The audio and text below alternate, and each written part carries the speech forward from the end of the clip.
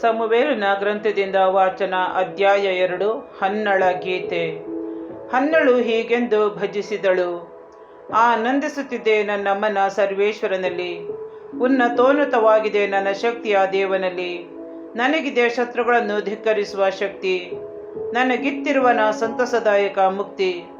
ಸರ್ವೇಶ್ವರನಂತ ಪರಮ ಪಾವನನಿಲ್ಲ, ನಿನ್ನ ಹೊರತು ದೇವ ಬೇರೆ ದೇವನಿಲ್ಲ. ನಮ್ಮ ದೇವರಿಗೆ ಸಮನಾದ ಆಶ್ರಯ ದುರ್ಗವಿಲ್ಲ. ಇನ್ನು ನಿಲ್ಲಲಿ ಗರ್ವದ ಮಾತು, ಬಾಯಿಂದ ಬರದಿರಲಿ ಸೊಕ್ಕಿನ ಸೊಲ್ಲು. ಸರ್ವೇಶ್ವರನಾದ ದೇವರೇ ಸರ್ವಜ್ಞನು, ಮಾನವ ಕ್ರಿಯೆಗಳ ತೂಕ ನೋಡುವಾತನವನು. ಮುರಿದು ಬಿದ್ದಿವೆ ಶೂರರ ಬಿಲ್ಲು ಬಾಣಗಳು, ದುರ್ಬಲರಾದರೂ ಶೌರ್ಯದ ನಡುಕಟ್ಟಿ ನಿಂತಿಹರು. ಉಂಡು ಸುಖದಿಂದಿರುವರು ಹಸಿವುಗೊಂಡವರು, ಹೊಟ್ಟೆಗಾಗಿ ಕೂಲಿ ಮಾಡುತ್ತಿಹರು ತೃಪ್ತರಿದ್ದವರು. ಬಂಜೆ ಹೆರುವಳು 6 ಮಕ್ಕಳನ್ನು, ಒಬ್ಬಂಟಿಗರಾಗಿರುವಳು ಮಕ್ಕಳಿವೆ ಎಂದವಳು. ಜೀವ ಕೊಡುವವನು ತೆಗೆದುಕೊಳ್ಳುವವನೇ ಆ ಸರ್ವೇಶ್ವರನೇ, ಪಾತಾಳಕ್ಕಿಳಿಸುವವನು ಮೇಲೆ ಕೆಳೆದುಕೊಳ್ಳುವವನು ಆತನೇ. ಬಡತನ ಸಿರಿತನ ಕೊಡುವವನು ಆ ಸರ್ವೇಶ್ವರನೇ, ತಗ್ಗಿಸುವವನು ಹೆಚ್ಚಿಸುವವನು ಆತನೇ. ಎತ್ತುವನಾತ ದೀನರನ್ನು ಧೂಳಿಂದ, ದರಿದ್ರರನ್ನು ತಿಪ್ಪೆಯಿಂದ. ಕುಳ್ಳರಿಸುವನವರನ್ನು ಅಧಿಪತಿಗಳ ಸಮೇತ, ಅನುಗ್ರಹಿಸುವನು ಹಕ್ಕಾಗಿ ಆ ಮಹಿಮಾಸನ. ಕಾರಣ ಭೂಮಿಯ ಆಧಾರ ಸ್ತಂಭಗಳು ಸರ್ವೇಶ್ವರನವೇ, ಭೂಮಂಡಲವನ್ನು ಅವುಗಳ ಮೇಲೆ ಸ್ಥಾಪಿಸಿದವನು ಆತನೇ. ಕಾಯುವನಾತ ತನ್ನ ಭಕ್ತರನ್ನು ಹೆಜ್ಜೆ ಹೆಜ್ಜೆಗೂ, ದುರುಳರಾದರೂ ಮುಳುಗಿ ಮೌನ ತಾಳುವರು ಅಂಧಕಾರದಳು. ಕೇವಲ ಭುಜ ಬಲದಿಂದ ಜಯ ಹೊಂದಲಾರನು ನರಮಾನವನು. ಚದುರಿ ಹೋಗುವರು ಸರ್ವೇಶ್ವರನ ವಿರೋಧಿಗಳು, ಆಗಸದಿಂದಾತ ಅವರ ವಿರುದ್ಧ ಗರ್ಜಿಸಲು. ನ್ಯಾಯ ತೀರಿಸುವನಾತ ಜಗದ ಕಟ್ಟ ಕಡಿಯವರೆಗೆ, ಶಕ್ತಿ ಸಾಮರ್ಥ್ಯವನ್ನೀಯುವವನು ತಾ ನೇಮಿಸಿದ್ದ ಅರಸನಿಗೆ. ಏರಿಸುವನು ತನ್ನ ಅಭಿಷಕ್ತನ ಒಲುಮೆಯನ್ನು ಉನ್ನತಿಗೆ. ಎಲ್ಕಾನನು ರಾಮಾದಲ್ಲಿದ್ದ ತನ್ನ ಮನೆಗೆ ಹಿಂತಿರುಗಿದನು. ಹುಡುಗ ಸಮುವೇಲನು ಯಾಜಕ ಏಲಿಯನ ಕೈ ಕೆಳಗಿದ್ದು ಸರ್ವೇಶ್ವರನ ಸೇವೆ ಮಾಡುತ್ತಾ ಬಂದನು. ಏಲಿಯ ಮಕ್ಕಳು ಮಹಾದುಷ್ಟರು. ಅವರು ಸರ್ವೇಶ್ವರನನ್ನು ಲಕ್ಷಿಸುತ್ತಿರಲಿಲ್ಲ. ಬಲಿ ಅರ್ಪಿಸುವುದಕ್ಕೆ ಬಂದ ಜನರನ್ನು ಯಾಜಕರಾದ ಇವರು ಸರಿಯಾಗಿ ವರ್ತಿಸುತ್ತಿರಲಿಲ್ಲ. ಬಲಿ ಮಾಂಸ ಬೇಯುತ್ತಿರುವಾಗಲೇ ಯಾಜಕನ ಆಳು ಕೈಯಲ್ಲಿ ತ್ರಿಶೂಲ ಹಿಡಿದು ಬರುತ್ತಿದ್ದನು. ಅದನ್ನು ಮಾಂಸ ಬೇಯುತ್ತಿದ್ದ ಕೊಪ್ಪರಿಗೆಯಲ್ಲಾಗಲಿ, ಭಾಂಡದಲ್ಲಾಗಲಿ, ತಪ್ಪಲೆಯಲ್ಲಾಗಲಿ, ಗಡಿಗೆಯಲ್ಲಾಗಲಿ ಚುಚ್ಚಿ ಅದಕ್ಕೆ ಸಿಕ್ಕಿದ್ದೆಲ್ಲವನ್ನು ಯಾಜಕನಿಗೆಂದು ಹೇಳಿ ತೆಗೆದುಕೊಳ್ಳುತ್ತಿದ್ದನು. ಶೀಲೋವಿಗೆ ಬರುವ ಇಸ್ರಾಯೇಲರೆಲ್ಲರಿಗೂ ಹೀಗೆಯೇ ಮಾಡುತ್ತಿದ್ದನು. ಇದಲ್ಲದೆ ಕೊಬ್ಬನ್ನು ಹೋಮ ಮಾಡುವುದಕ್ಕೆ ಮುಂಚೆಯೇ ಯಾಜಕನ ಆಳು ಬಂದು ಬಲಿ ಅರ್ಪಿಸುತ್ತಿದ್ದವನಿಗೆ, ಹುರಿಯತಕ್ಕ ಮಾಂಸವನ್ನು ಯಾಜಕನಿಗೆ ಕೊಡು, ನೀವು ಬೇಯಿಸಿದ ಮಾಂಸವನ್ನವರು ತೆಗೆದುಕೊಳ್ಳುವುದಿಲ್ಲ, ಅವರಿಗೆ ಹಸಿ ಮಾಂಸವೇ ಬೇಕು ಎನ್ನುತ್ತಿದ್ದನು. ಬಲಿ ಅರ್ಪಿಸುತ್ತಿದ್ದವನು ಅವನಿಗೆ, ಮೊದಲು ಕೊಬ್ಬನ್ನು ಹೋಮ ಮಾಡೋಣ, ಆ ನಂತರ ನಿನಗೆ ಬೇಕಾದುದನ್ನು ತೆಗೆದುಕೊಳ್ಳುವಿಯಂತೆ ಎಂದು ಹೇಳಿದಾಗ, ಕೂಡದು, ಈಗಲೇ ಬೇಕು, ಇಲ್ಲವಾದರೆ ಬಲಾತ್ಕಾರದಿಂದ ತೆಗೆದುಕೊಳ್ಳುತ್ತೇನೆಂದು ಪೀಡಿಸುತ್ತಿದ್ದನು.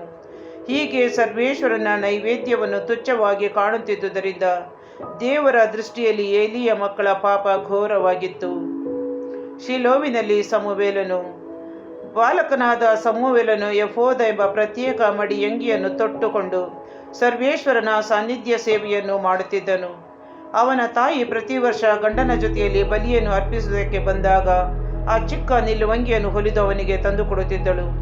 ಎಲ್ಕಾನನಿಗೆ ಏಲಿ, ನೀನು ಸರ್ವೇಶ್ವರನಿಗೆ ಸಮರ್ಪಿಸಿ ಬಿಟ್ಟ ಈ ಮಗನಿಗೆ ಬದಲಾಗಿ ಈ ಹನ್ನಳಿಂದ ನಿನಗೆ ಬೇರೆ ಮಕ್ಕಳಾಗಲಿ ಎಂದು ಹೇಳಿ ಅವನನ್ನು ಅವನ ಹೆಂಡತಿಯನ್ನು ಆಶೀರ್ವದಿಸುತ್ತಿದ್ದನು. ಆ ನಂತರ ಅವರು ಸ್ವಗ್ರಾಮಕ್ಕೆ ಹಿಂತಿರುಗುತ್ತಿದ್ದರು. ಸರ್ವೇಶ್ವರನ ಅನುಗ್ರಹ ಹನ್ನಳಿಗೆ ಲಭಿಸಿತು. ಆಕೆಗೆ 3 ಗಂಡು 2 ಹೆಣ್ಣು ಮಕ್ಕಳಾದವು. ಬಾಲಕ ಸಮುವೇಲನು ಸರ್ವೇಶ್ವರನ ಸನ್ನಿಧಿಯಲ್ಲಿ ಬೆಳೆದು ದೊಡ್ಡವನಾದನು. ಏಲಿ ಮತ್ತು ಅವನ ಮಕ್ಕಳು. ಈಗ ಏಲಿ ಬಹಳ ಮುದುಕನಾಗಿದ್ದ. ತನ್ನ ಮಕ್ಕಳು ಇಸ್ರಾಯೇಲ್ ಜನರಿಗೆ ಮಾಡುತ್ತಿದ್ದುದೆಲ್ಲ ಅವನ ಕಿವಿಗೆ ಬೀಳುತ್ತಿತ್ತು. ದೇವದರ್ಶನದ ಗುಡಾರದ ಬಾಗಿಲಿನಲ್ಲಿ ಕೆಲಸ ಮಾಡುತ್ತಿದ್ದ ಸ್ತ್ರೀಯೊಡನೆ ಮಲಗುತ್ತಿದ್ದಾರೆಂಬುದನ್ನು ಕೇಳಿದ್ದ. ಆದುದರಿಂದ ಅವರಿಗೆ, ಜನರೆಲ್ಲರೂ ನಿಮ್ಮ ದುಷ್ಕೃತ್ಯಗಳ ಬಗ್ಗೆ ದೂರುವುದನ್ನು ಕೇಳಿದ್ದೇನೆ, ಹೀಗೇಕೆ ಮಾಡುತ್ತೀರಿ? ಮಕ್ಕಳೇ, ಹೀಗೆ ಮಾಡಬಾರದು. ನೀವು ಸರ್ವೇಶ್ವರನ ಜನರನ್ನು ದುರ್ಮಾರ್ಗಕ್ಕೆ ಎಳೆಯುತ್ತಿದ್ದೀರೆಂದು ಕೇಳಿದ್ದೇನೆ. ಇದು ಸರಿಯಲ್ಲ. ಮನುಷ್ಯನು ಮನುಷ್ಯನಿಗೆ ವಿರುದ್ಧ ಅಪರಾಧ ಮಾಡಿದರೆ ದೇವರು ಮಧ್ಯಸ್ಥಿಕೆಯನ್ನು ವಹಿಸುತ್ತಾರೆ. ಆದರೆ ಮನುಷ್ಯನು ಸರ್ವೇಶ್ವರನಿಗೆ ವಿರುದ್ಧ ಅಪರಾಧ ಮಾಡಿದರೆ ಮಧ್ಯಸ್ಥಿಕೆ ವಹಿಸುವವರಾರು ಎಂದು ಎಚ್ಚರಿಸಿದನು. ಆದರೂ ಅವರು ತಮ್ಮ ತಂದೆಯ ಮಾತಿಗೆ ಕಿವಿಗೊಡಲಿಲ್ಲ. ಎಂದೇ ಅವರನ್ನು ಕೊಲ್ಲಬೇಕೆಂಬುದು ಸರ್ವೇಶ್ವರನ ಚಿತ್ತವಾಗಿತ್ತು. ಬಾಲಕ ಸಮುವೇಲ ಈ ಮಧ್ಯೆ ಬೆಳೆಯುತ್ತಾ ಸರ್ವೇಶ್ವರನ ಹಾಗೂ ಮಾನವರ ಪ್ರೀತಿಗೆ ಪಾತ್ರನಾಗುತ್ತಿದ್ದನು. ಏಲಿಯ ಕುಟುಂಬಕ್ಕೆ ಬರಲಿದ್ದ ದಂಡನೆಯ ಮುನ್ಸೂಚನೆ. ಒಂದು ದಿನ ದೇವಭಕ್ತನೊಬ್ಬನು ಏಲಿಯ ಬಳಿಗೆ ಬಂದು ಸರ್ವೇಶ್ವರನಿಂದ ಬಂದ ಈ ಸಮಾಚಾರವನ್ನು ತಿಳಿಸಿದನು. ಇಸ್ರಾಯೇಲರು ಈಜಿಪ್ಟಿನಲ್ಲಿ ಫರೋಹನ ದಾಸತ್ವದಲ್ಲಿದ್ದಾಗ ನಾನು ನಿನ್ನ ಗೋತ್ರದವರಿಗೆ ಪ್ರತ್ಯಕ್ಷನಾದೆ. ಇಸ್ರಾಯೇಲರ ಕುಟುಂಬಗಳಲ್ಲೆಲ್ಲ ಅವರನ್ನೇ ಯಾಜಕ ಸೇವಾವೃತ್ತಿಗೆ ಆರಿಸಿಕೊಂಡೆ. ಅಂದರೆ ಬಲಿ ಅರ್ಪಿಸುವುದಕ್ಕೆ, ಧೂಪಾರತಿ ಎತ್ತುವುದಕ್ಕೆ ಹಾಗೂ ಏಫೋದನ್ನು ಧರಿಸಿಕೊಳ್ಳುವುದಕ್ಕೆ ಆರಿಸಿಕೊಂಡೆ. ಇಸ್ರಾಯೇಲರು ಅರ್ಪಿಸುವ ಬಲಿಶೇಷದ ಹಕ್ಕನ್ನು ಅವರಿಗೆ ಅನುಗ್ರಹಿಸಿದೆ. ಆದರೆ ನನ್ನ ಪ್ರಜೆ ಇಸ್ರಾಯೇಲರು ನನ್ನ ಆಜ್ಞಾನುಸಾರ ನನ್ನ ಮಂದಿರಕ್ಕೆ ತರುವ ಬಲಿದಾನಗಳ ಹಾಗೂ ನೈವೇದ್ಯಗಳ ಘನತೆಯನ್ನು ನೀವು ಭಂಗಪಡಿಸಿದ್ದೀರಿ. ಅವುಗಳ ಶ್ರೇಷ್ಠ ಭಾಗಗಳಿಂದ ನಿಮ್ಮನ್ನೇ ಕೊಬ್ಬಿಸಿಕೊಳ್ಳುತ್ತಿದ್ದೀರಿ. ಏಕೆ? ನೀವು ನನ್ನನ್ನು ಗೌರವಿಸುವುದಕ್ಕಿಂತ ಹೆಚ್ಚಾಗಿ ನಿನ್ನ ಮಕ್ಕಳನ್ನೇ ಗೌರವಿಸುವುದು ಸರಿಯೇ?